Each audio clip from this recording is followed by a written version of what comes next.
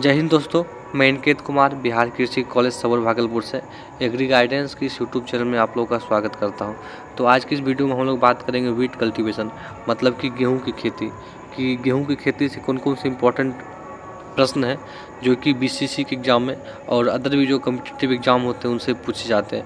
Wheat cultivation में जो सबसे इम्पोर्टेंट है वो है क्लासिफिकेशन ऑफ वीट स्पीसीज, यानी कि जो अलग अलग वीट के जो स्पीसीज है, जो जाति है, उनका खेती कितना हो रहा है, कितना परसेंट रियाम हो रहा है और उसका कौन कौन सा प्रॉपर्टीज, उसमें कौन कौन से गुण पाए जाते हैं। इनसे क्वेश्चन जो है बहुत बार एग्जाम में आते हैं और अक्सर स्टूडेंट को गलती भी कर देते हैं। तो आप लोग इस वीडियो में अंत तक बने रहिए, मैं एक एक करके सारी बातों को बताऊंगा। और इसमें से एक क्वेश्चन मुझे भी ध्यान है कि जो हम लोग के समय में जो है बीसीसी 2020 में आया था, तो हम लोग उसके बारे में बात करेंगे। तो बिना टाइम गवाए हम लोग वीडियो में आगे बढ़ते हैं। तो सबसे पहले है साइंटिफिक नेम। तो जो वीट का जो साइंटिफिक नेम होता है, जो बीएन का मतलब हो गया बोटानिकल नेम, ठीक है, यानी कि वानस्पतिक नाम, वो होता है ट्रिटिकम स्टिवम, जो हेक्साप्लॉइड वीट का होता है। और एक टेट्राप्लॉइड स्पीसीज का आता है वीट, उसका होता है ट्रिटिकम ड्यूरम, ठीक है।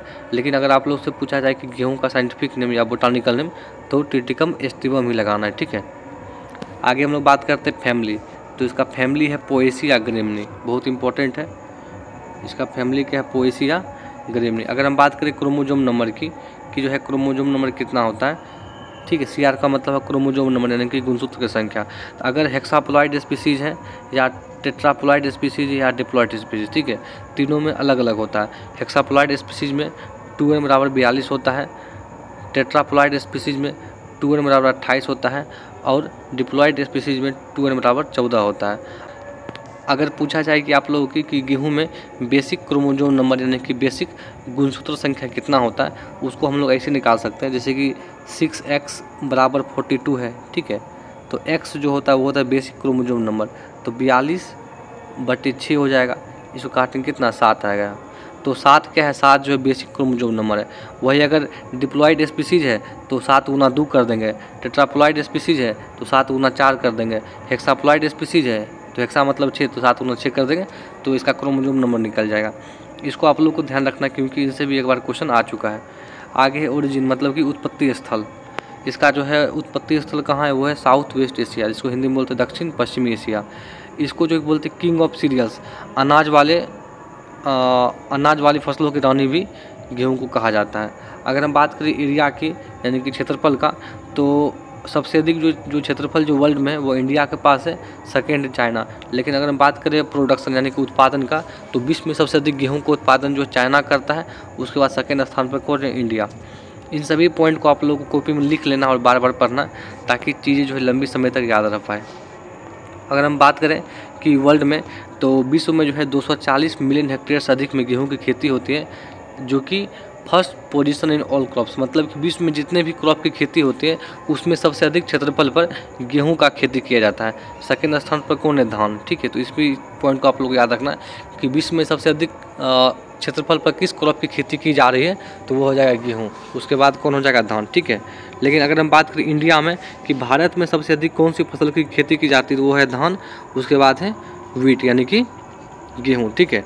अगर हम बात करें कि जो भारत में जो है मैक्सिमम एरिया और प्रोडक्शन, मतलब भारत में सबसे अधिक उत्पादन और क्षेत्रफल किस राज्य के पास है, तो वो है यूपी के पास फर्स्ट, सेकेंड है एमपी, मतलब कि मध्य प्रदेश के पास, यूपी मतलब उत्तर प्रदेश। इसके पास टोटल जो है 32% जो एरिया है। उसके बाद बात करते हैं प्रोडक्टिविटी, मतलब कि उत्पादकता के, कि प्रोडक्शन पर हेक्टेयर कितना हो रहा है, यानी कि उत्पादन प्रति हेक्टेयर कितना हो रहा है, तो किसके पास सबसे अधिक है? वो है पंजाब के पास। आगे हम बात करते हैं कल्टिवेटेड स्पीसीज। यह एक बहुत इंपॉर्टेंट टॉपिक है और इस टॉपिक से एक नहीं बहुत बार आप लोग एग्जाम में क्वेश्चन आता है, और यह जो है वीट का, यानी कि गेहूं का सबसे इंपॉर्टेंट टॉपिक है। सबसे पहला है कल्टिवेटेड स्पीसीज, ठीक है। तो वीट का जो कल्टिवेटेड स्पीसीज होता है उसको 3 भाग में डिवाइड करते हैं। एक होता है हेक्साप्लॉइड, ठीक है, एक होता है टेट्राप्लॉइड स्पीसीज और एक होता है डिप्लॉइड स्पीसीज। इसको आप लोग सबसे पहले ध्यान रखना कि वीट की कल्टिवेटेड स्पीसीज को 3 भागों में डिवाइड किया गया। फर्स्ट होता है हेक्साप्लॉइड, सेकेंड होता है टेट्राप्लॉइड और थर्ड होता है डिप्लॉइड, ठीक है। हेक्साप्लॉइड में क्रोमोजोम नंबर होता है वो होता है 42, टेट्राप्लॉइड में होता है 28 और डिप्लॉइड में होता है 14, ठीक है। अगर इसमें बात करें क्या कि इसका जीनोमिक सीक्वेंस की, तो इसमें ए, बी, बी और डी टाइप का क्रोम इसमें जो है जीनोमिक सीक्वेंस पाया जाता है। और यह क्वेश्चन जो है बिहार कृषि विश्वविद्यालय में पीजी का एंट्रेंस एग्जाम होता है उसमें भी पूछा गया था कि हेक्सापोलाइट स्पीसीज का जो है जीनोमिक सीक्वेंस, मतलब कि इसमें जो 3 अलग अलग स्पीसीज का जो है यह क्रॉस करके बनाया गया है। ठीक है, टेट्रापोलाइड स्पीसीज में जो है ए, बी, बी टाइप का पाया जाता है और डिप्लॉइड स्पीसीज में जो है ए टाइप का पाया जाता है। तो इन सारे पॉइंट को आप लोग को याद रखना है। अब हम बात करते हैं कि जो है इनमें कौन कौन से जो है स्पीसीज आते हैं, यह बहुत इंपॉर्टेंट है और इसी से आप लोग के एग्जाम में क्वेश्चन आते हैं। देखिए ट्रिटिकम, टी का मतलब होगा ट्रिटिकम, ठीक है, ट्रिटिकम एस्टिवम, ट्रिटिकम वल्गेर और ट्रिटिकम स्पेरोकोकम, ये तीनों जो है वो हेक्सापोलाइड स्पीसीज है। ठीक है, उसके बाद जो भी डिश होगा, ठीक है, जो भी डिश हो मतलब कि ड्यूरम और डाइकोकम तीनों जो है वो जो है टेट्रापोलाइड स्पीसीज है। तो इसको आप लोग ध्यान रखना है। इसका एक ट्रिक DDT, ड्यूरम, डाइकोकम और टी से टर्जिडम, तीनों जो है वह जो है टेट्रापोलाइड स्पीसीज है। यह क्वेश्चन जो बहुत बार एग्जाम में आता है कि इनमें से कौन टेट्रापोलाइड स्पीसीज है, तो इसका आप लोग ट्रिक याद रखना है DDT, ड्यूरम, डाइकोकम और टर्जिडम। और उसके बाद है कि ट्रिटिकम मोनोकोकम, यह जो है डिप्लॉइड स्पीसीज है। तो इस फ्लो चार्ट को आप लोग को हमेशा याद रखना है, बहुत इंपॉर्टेंट फ्लो चार्ट है। अगर हम एक एक करके बात करें कि ट्रिटिकम एस्टिवम में कौन कौन से इंपॉर्टेंट फैक्ट हैं, तो सबसे पहले कॉमनली कॉल्ड, इसको जो है समानता क्या कहा जाता है, कॉमन ब्रेड वीट या मैक्सिकन ब्रेड वीट। देखिए कॉमन ब्रेड वीट का मतलब क्या हुआ कि हम लोग अपने घर में जो रोटी खाते हैं वह ट्रिटिकम एस्टिवम का ही रोटी खाते हैं, तो वही लिखा हुआ है कॉमन ब्रेड वीट, या उसी को ब्रेड वीट भी बोलते हैं, या उसी को जो मैक्सिकन ब्रेड वीट भी बोलते हैं। मैक्सिकन का मतलब हुआ कि यह जो है मैक्सिको देश से लाया गया था, ठीक है, इस कारण से इसको जो है मैक्सिकन ब्रेड वीट भी कहते हैं। और वही यहाँ लिखा हुआ इंडिया के अंदर इसे जो है मैक्सिको से लाया गया था। 87% of total wheat area in India, मतलब कि भारत में जितने भी एरिया पर गेहूं की खेती की जाती है उसमें ट्रिटिकम एस्टिवम का 87% एरिया है, यानी कि सबसे अधिक एरिया में जो है ट्रिटिकम एस्टिवम का खेती होता है। इसी कारण से क्या होता है कि हम लोग व्हीट का यानी कि गेहूँ का साइंटिफिक नेम जो है ट्रिटिकम एस्टिवम पढ़ते हैं, क्योंकि सिंपल सी बात है कि जो सबसे अधिक पॉपुलर होगी, जिसका खेती सबसे अधिक होगा, वही उसका जो है साइंटिफिक नेम हो जाएगा।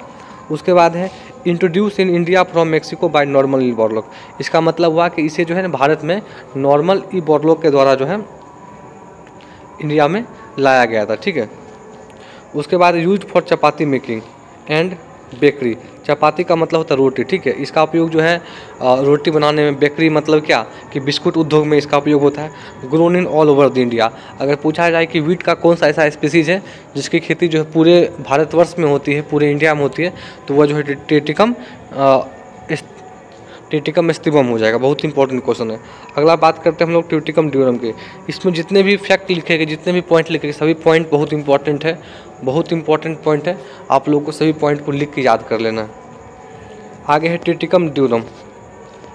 ट्रिटिकम ड्यूरम की अगर हम बात करें तो ट्रिटिकम ड्यूरम को बोलते हैं मैक्रोनी व्हीट, बहुत इंपॉर्टेंट एक क्वेश्चन भी पूछा गया है, और इसका एरिया जो इंडिया में 12% है, ठीक है, और इसका यूज किया जाता है पास्ता, नूडल्स, मैक्रोनी, सूजी मेकिंग बनाने में, ठीक है। और इसका दाना क्या होता है, इसका दाना जो मोटा होता है, और इसको जो मेनली जो है सेंट्रल और साउथ इंडिया, जैसे कि मध्य प्रदेश, छत्तीसगढ़, जो भारत का जो सेंट्रल और साउथ जो इंडिया है उस वाले भाग में जो है ट्रिटिकम ड्यूरम की खेती मोस्टली की जाती है, ठीक है। तो इसको आप लोग ध्यान रखना कि मैक्रोनी व्हीट कौन है, वो है ट्रिटिकम ड्यूरम, बहुत इंपॉर्टेंट क्वेश्चन आगे एग्जाम आया हुआ क्वेश्चन है। आगे हम बात करते हैं कि ट्रिटिकम डाइकोकम के बारे में, ठीक है। तो ट्रिटिकम डाइकोकम को बोलते हैं इमर व्हीट, ये भी क्वेश्चन पूछा गया है। इसी को बोलते हैं विंटर व्हीट भी बोलते हैं, इसी को स्प्रिंग व्हीट भी बोलते हैं, बहुत इंपॉर्टेंट क्वेश्चन है। 1% area of total wheat area, जितने भी एरिया में गेहूं की खेती होती है उसमें 1% एरिया में केवल जो है मात्र ट्रिटिकम डाइकोकम की खेती होती है, और इसका उपयोग जो है सूजी और उपमा प्रिपरेशन, ठीक है। उपमा जो है राजस्थान के इलाके में बहुत फेमस है, आप लोग इसका फोटो भी देख सकते हैं, ठीक है। और mainly grown in India, mainly grown in south India, या जो है साउथ इंडिया वाले क्षेत्र में मेनली ग्रो किया जाता है। तो ये पॉइंट इसमें बहुत इंपॉर्टेंट है, ये क्वेश्चन पूछा गया है। आगे ट्रिटिकम स्पेरोकोकम, ट्रिटिकम स्पेरोकोकम बहुत इंपॉर्टेंट है, इसको जो क्लब व्हीट या इंडियन डॉर्फ व्हीट भी कहा जाता है। अभी एक CUET PG का एंट्रेंस एग्जाम हुआ था, उसमें भी इसे क्वेश्चन था ट्रिटिकम स्पेरोकोकम से ही, ठीक है। तो आगे बढ़ते हैं। इसका प्रोडक्शन कम होता है क्योंकि यह जो है ना रस्ट के लिए, वीट में एक बीमारी लगती है रस्ट, जिसको हिंदी में बोलते हैं रतुआ, ठीक है, रतुआ रोग बोलते हैं। तो उसके लिए यह जो है स्पीसीज जो है बहुत अधिक ससेप्टेबल है। ससेप्टेबल का मतलब क्या है कि वह बहुत उसके लिए नाजुक है, उसमें वह डिजीज़ जो है आसानी से हो जाता है। तो इसलिए इसका जो है प्रोडक्शन बहुत लोग मतलब कि कोई नहीं करता है। तो यही क्वेश्चन था कि वीट का कौन सा स्पीसीज है जिसका प्रोडक्शन इंडिया में नहीं होता, वो है ट्रिटिकम स्पेरोकोकम, क्योंकि उसमें रस्ट नाम की बीमारी लगती है। उसके बाद बात करते हैं हम लोग ट्रिटिकम टर्जिडम की। तो ट्रिटिकम टर्जिडम को बोलते हैं हम लोग pollard wheat, English wheat, rivet wheat, cone wheat. बहुत इंपॉर्टेंट क्वेश्चन, सारे पॉइंट को आप लोग को याद कर लेना। आगे बात करें कुछ और बेसिक पॉइंट की, तो जो है गेहूं जो है यानी कि वीट जो है वह C3 प्लांट है, क्योंकि इसमें C3 साइकिल पाया जाता है। सेल्फ पॉलिनेटेड क्रॉप है, यहाँ डी होगा, सेल्फ पॉलिनेटेड क्रॉप है, ठीक है, लॉन्ग डे प्लांट है। और यह क्वेश्चन जो है हम लोग के समय में BCC 2020 में पूछा गया था, ठीक है, BCC 2020 में जब हम लोग एग्ज़ाम देते BCC का, कि इन्फ्लोरेसेंस का मतलब होता है बाली, ठीक है, उसके बाली को क्या कहते हैं, यानी कि गेहूं का जो बाली होता है उसको क्या बोलते हैं, तो उसके बाली को बोलते हैं हेड या ईयर या स्पाइक, ठीक है। और उसके अंदर क्या होता है, ग्रेन होता है जो कि कवर्ड होता है लेमा और पिलिया। देखिए जैसे कि मान लेते हैं क्या है कि हमारे पास एक दाना है, इस टाइप करके गेहूं का दाना हो, ठीक है, क्या होता है कि इसके ऊपर दो कवर होता है, ठीक है, एक को बोलते हैं लीमिया और अदर को बोलते हैं पिलिया। इसी को मिला क्या बोलता है हस्क, मतलब जो भूसा होता है, यही जो कवर एक्चुअल में होता है। अगर हम बात करें टेस्ट वेट की, बहुत इंपॉर्टेंट है, टेस्ट वेट से भी क्वेश्चन एग्जाम में आया हुआ है। टेस्ट वेट, जो गेहूं का जो टेस्ट वेट होता है वो होता है 40 ग्राम। और गेहूं में एक बहुत इंपॉर्टेंट खरपतवार लगता है, वीड लगता है, जिसका नाम है फ्लोरिस माइनर, और इसका टेस्ट वेट होता है 2 ग्राम। टेस्ट वेट का मतलब होता है कि वेट ऑफ 1000 सीड, 1000 दानों का जो भार होता है उसको बोलते हैं टेस्ट वेट। अगर हम इसके न्यूट्रिएंट स्टेटस की बात करें तो इसमें कार्बोहाइड्रेट जो है 60 से 68% होता है, प्रोटीन जो 8 से 11% प्रोटीन होता है, और गेहूं के प्रोटीन को क्या बोलते हैं, ग्लूटेन। बहुत इंपॉर्टेंट क्वेश्चन ये भी है।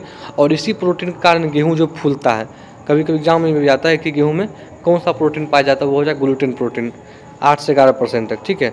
वही लिखा हुआ essential for gluten making quality, ठीक है।